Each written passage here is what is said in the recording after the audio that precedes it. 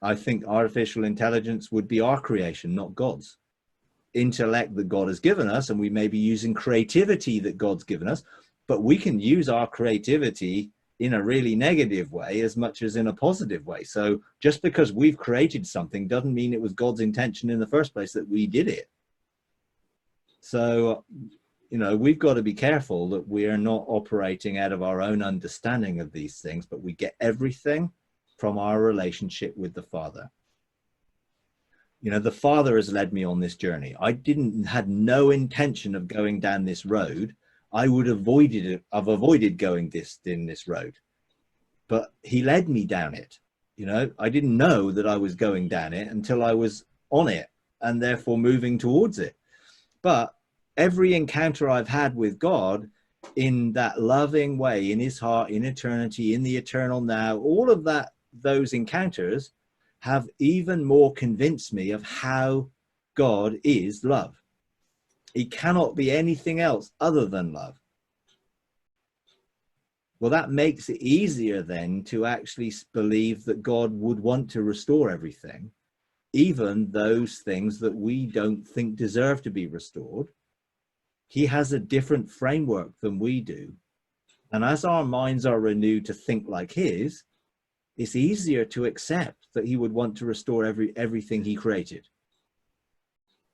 You know, and the more I go down that path of engaging love and the depth and the oracles of the Father's heart and realizing how passionate he is for his creation, you know, it makes total sense to me that he has within the foundation of creation built into it the possibility of everything can be restored. On the foundation stone of creation, the Lamb was slain before the formation of the world or the existence.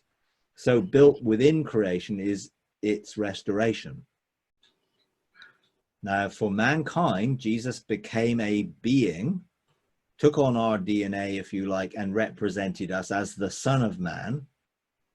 He didn't become an angel.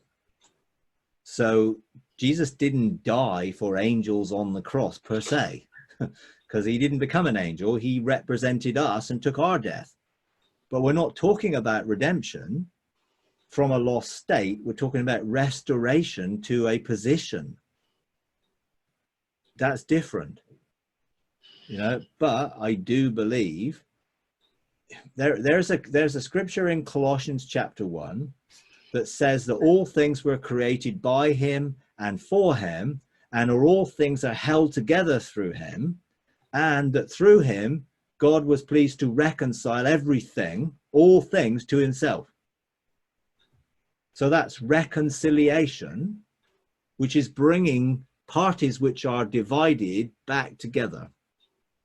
And it says that through Jesus, God was pleased to reconcile all things. And again, I believe that's the all things that Jesus created. And those were the all things that God placed into his hands, according to John. And he will lose nothing that God has placed in his hands, and he placed all things in his hands, but all things created by him. And that's the clear message of that passage in Colossians 1. All things were created through him and for him. He holds all things together, and all things have been reconciled to him. And I think that stacks up when it comes to looking at restoration.